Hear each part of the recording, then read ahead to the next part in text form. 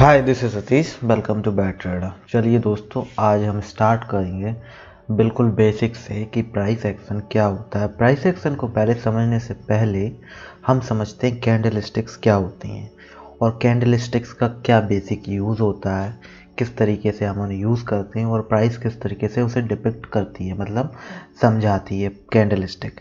तो उससे पहले हम समझते हैं ये है हमारा निफ्टी का चार्ट, जो कि ये सबसे बड़ा क्रैश, सबसे बड़ा तो नहीं कहा जाएगा क्योंकि इससे पहले भी क्रैश हुए हैं। तो ये जो हमारा कोविड क्रैश था ये इस तरीके से रिप्रेजेंट किया गया यहाँ पे। ध्यान से देखेंगे तो एक कैंडल, दो कैंडल, तीन कैंडल, ये सारी कैंडल्स एक वीकली कैंडल के हिसाब से एक वीक में बनी थी। उस टाइम पर कंटिन्यूसली फॉल देखने को मिला था उस टाइम पर। उसके बाद आप देख सकते हैं कंटिन्यूसली राइज देखने को मिल रहा है, लेकिन इसमें पता कैसे चल रहा है कि प्राइस कहाँ पे, क्या हुआ है प्राइस के साथ। तो वो सारी चीज़ें हमें समझ में आती हैं कैंडल स्टिक से।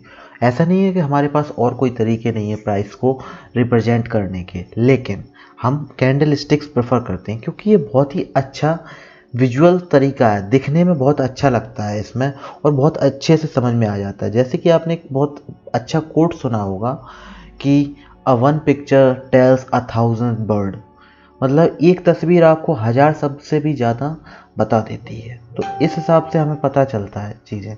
तो इसी हिसाब से इसमें जो होता है बेसिकली, तो आप जब देखेंगे इसको तो ये हमारी बेसिक कैंडल होती है। तो कैंडल में क्या होता है, तो कैंडल में एक्चुअल में हमारी चार चीज़ें होती हैं। चार चीज़ें, मैं सिर्फ बोलूँ दो चीज़ें होती हैं। एक हमारी शैडो होती है, दूसरी हमारी बॉडी होती है। अब कैंडल्स कई टाइप की होती हैं, लेकिन उससे पहले हम समझते हैं कैंडल में और क्या क्या होता है और किस पार्ट को क्या कहा जाता है और कब कैसी कैंडल बनती है।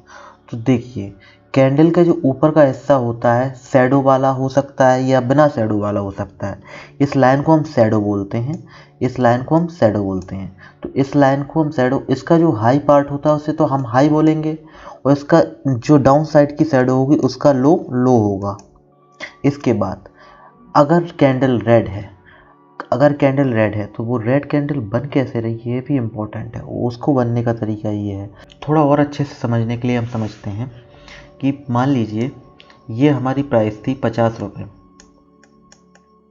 यहाँ पे आलू स्टार्टिंग में मार्केट ओपन होते टाइम, मतलब सुबह सुबह, ये यहाँ पे 50 रुपये का आलू बिक रहा था, ठीक है। प्राइस कोट हो रही थी। उसके बाद प्राइस फिर किस लोगों को अच्छा लगा तो उन्होंने और ख़रीदा और प्राइस पहुँच गई 55 रुपये, फिर और पहुंच गई 60 रुपये। लेकिन 60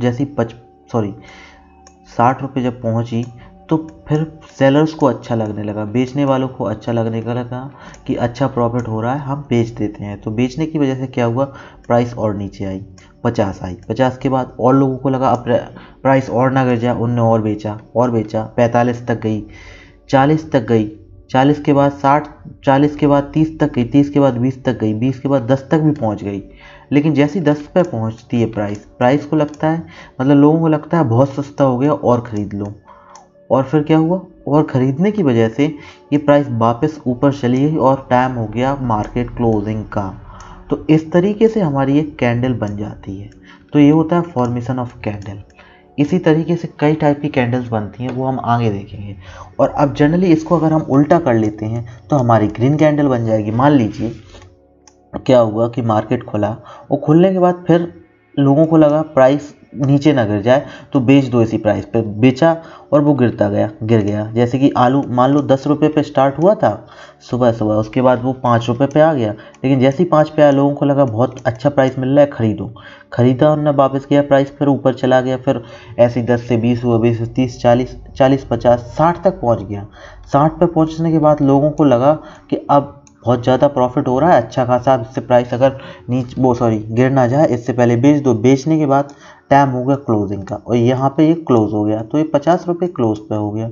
तो इस तरीके की जो शैडो बनती हैं वो शैडो इस तरीके से बनती हैं कि प्राइस ऊपर तो गई थी लेकिन उसके बाद बस नीचे आ गई। इसी तरीके से हमारा कैंडल का फॉर्मेशन होता है और ये हमारी ग्रीन कैंडल हो जाएगी। ये हमारी रेड कैंडल इस तरीके से बनेगी और ग्रीन कैंडल हमारी इस तरीके से बनेगी। तो यहाँ तक हमारा क्लियर हुआ। अब इसके बाद कई टाइप्स के पैटर्न है। अगर आपको इसको बहुत डिटेल में समझना है तो मैं आपको सजेस्ट करूँगा book candle stick, ultimate candle stick नाम की एक बुक है स्टीव निक्सन की नाम से। उनने बहुत अच्छे से इसको समझाया है बहुत सारे पैटर्न से। लेकिन अगर मैं आपको रफली या मतलब आपको कंप्लीटली बोलूँ तो सिर्फ मेजरली हमारे 5 टाइप की कैंडल होती हैं जो हमें सब कुछ बता देती हैं। और इसको हम उल्टा कर देंगे, अभी ये आप देख रहे होंगे तो ये ग्रीन कैंडल है, यहाँ पे वही फॉर्मेशन रहेगा सेम जैसे मैंने आपको बताया।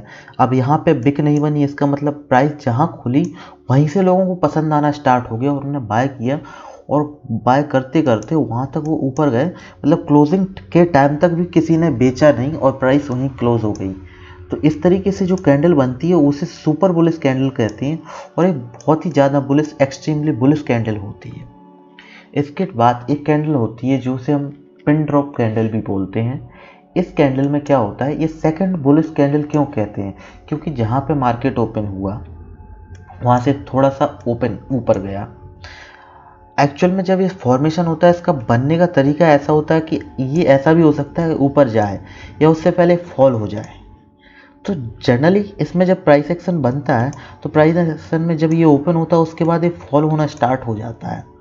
अगर इसको इस टाइप की कैंडल बनना है तो पहले ये फॉल हो जाएगा। फॉल होने के बाद जब प्राइस बहुत ही नीचे आ जाती है तो यहाँ से सेकेंड हाफ में, या मैं कहूँ कि जब बाइंग प्राइस पे आ जाती है, तो ये फिर प्राइस हिट करने के बाद ऊपर जाती है वापस, और वापस ऊपर जाने के बाद मार्केट क्लोज होने के टाइम तक ये पॉजिटिव में क्लोजिंग दे देती है। और इससे एक सेटअप भी बनता है जो मैं आपको बताऊँ आखिर। तो उसका हम सिंपल अगर जनरली बता दूँ तो इस कैंडल का जब ये हाई क्लोजिंग की कंटिन्यूएशन में जाता है तो इस पे हम एंट्री करते हैं और इसके लो को स्टॉप लॉस मान के एक ट्रेड ले लेते हैं। 1:1 का मिनिमम टारगेट मिलता ही मिलता है, लेकिन ये 1:3 तक का भी हमें टारगेट दे देता है। थर्ड टाइप की नॉर्मल बुलिश कैंडल होती है जो कि सेम पैटर्न है, आप देख सकते हैं। दिस इज कैंडल जो कि हमें एक इंडिसीजन का देती है।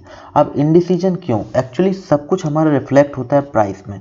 इंडिसीजन यहाँ पे क्यों, क्योंकि कई बार क्या होता है, मार्केट खुला, मार्केट ऊपर भी गया, मार्केट ऊपर से नीचे आया, ठीक है, नीचे आने के बाद और नीचे आ गया, लेकिन और नीचे के आने के बाद फिर वापस से बायस नहीं, मतलब यहाँ पे जैसे ही पहुँचा मार्केट वहाँ पे सेलिंग स्टार्ट हो गई, और जब नीचे पहुँचा तो बाइंग स्टार्ट हो गई। और बाइंग स्टार्ट होने की वजह से मार्केट अब कंफ्यूज है कि मैं जाऊँ तो जाऊँ कहाँ। और जब भी ऐसा कंडीशन होती है तो जनरली अगर ये विक्स बहुत बड़ी बड़ी हैं तो हम इसकी बॉडी को रेंज मानकर एक ट्रेड लेते हैं, और नहीं अगर ये छोटी कैंडल है तो हम इसके हाई और लो को मार्क कर लेते हैं। जिस साइड भी मार्केट क्रॉस करेगा हम उस साइड का ट्रेड लेते हैं। ये हमारा इंडिसीजन को कम्प्लीटली, क्योंकि प्राइस हमेशा ये बताती है कि यहाँ पे कौन प्रेजेंट है, या तो बायर प्रेजेंट होगा या सेलर प्रेजेंट होगा, या तो खरीदने वाला या बेचने वाला। अब खरीदने वाले को बुल बोल देते हैं और बेचने वाले को बियर बोलते हैं।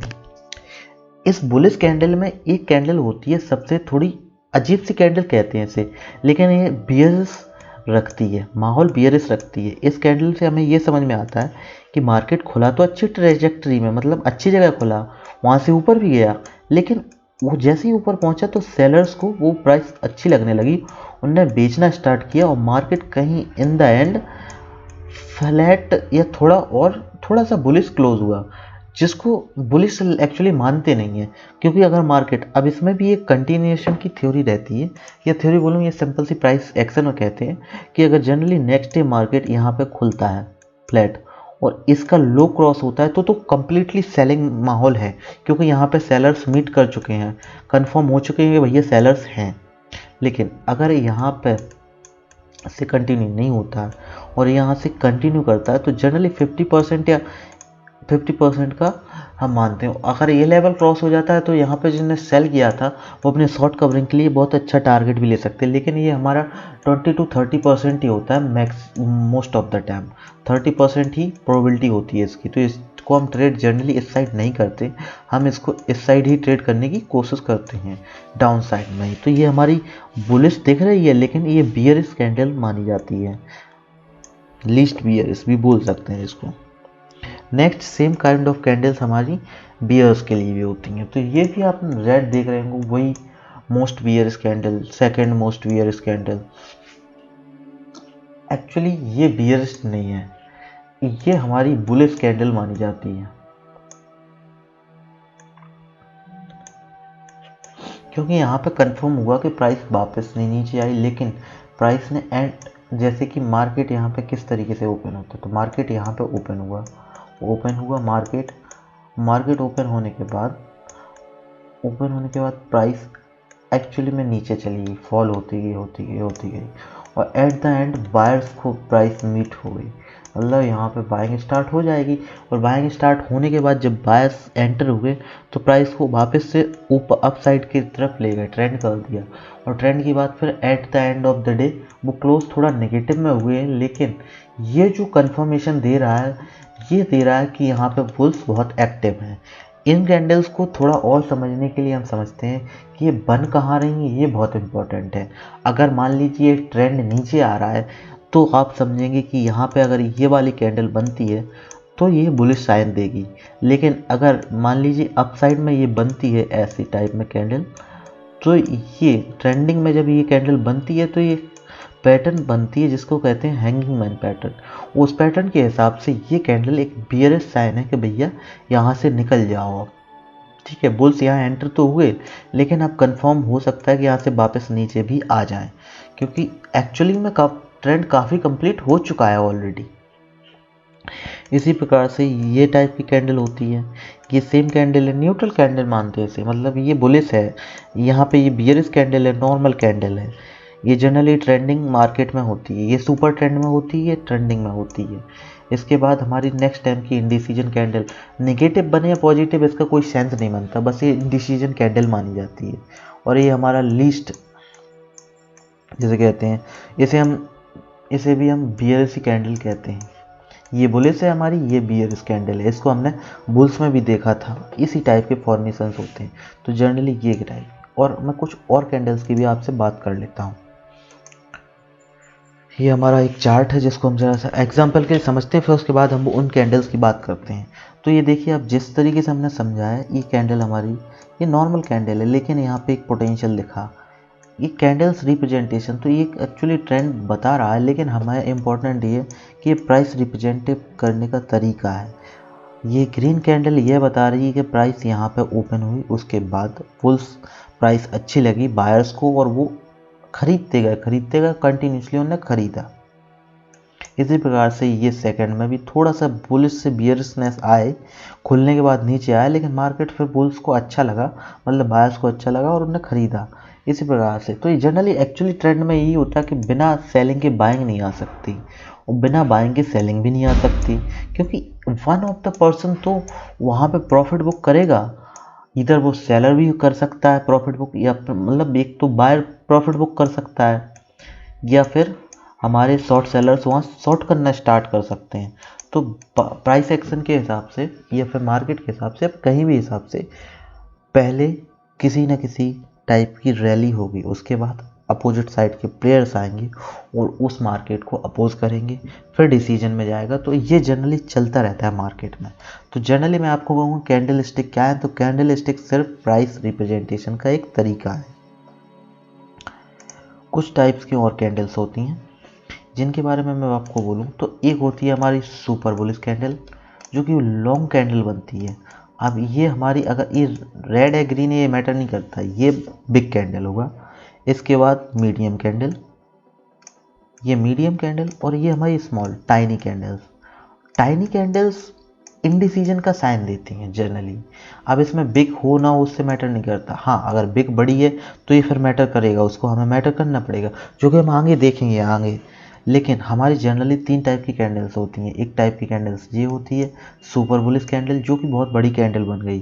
अभी बड़ी कैंडल बन गई इसका मतलब कोई तो यहाँ पे बहुत बड़ा प्लेयर एंटर हुआ है जनरली। इसके बाद जनरली सेलिंग आती है। वैसे तो यहाँ पे ये बताता है कि भैया बहुत लोगों के स्टॉप लॉस हिट हो चुके हैं, और इधर अगर डाउन साइड में बना है ये कैंडल तो भाई बड़ा प्लेयर एंटर हो चुका है।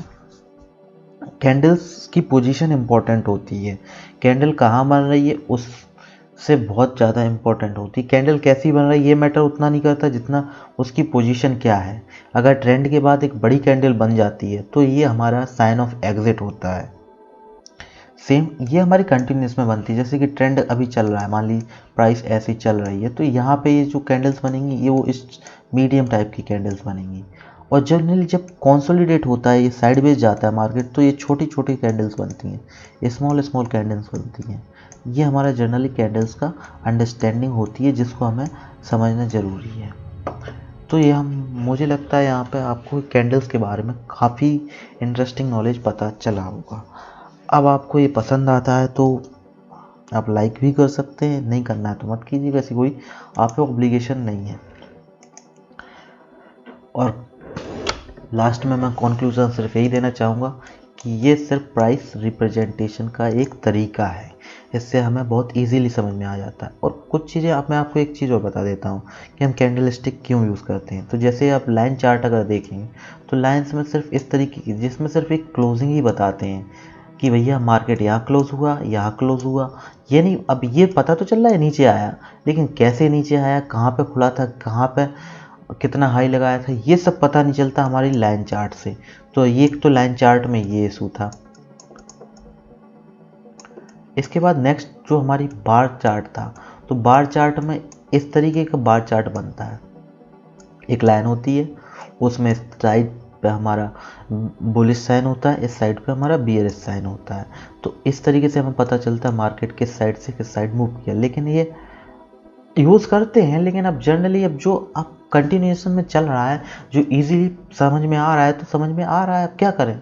अब देखिए, ए से एप्पल भी होता है, ए से एरोप्लेन भी होता है, लेकिन बच्चे को एप्पल सिखाया जाता है क्योंकि उसकी स्पेलिंग 5 अक्षर की है, 5 अल्फ़ाबेट की है, वो जल्दी याद हो जाती है।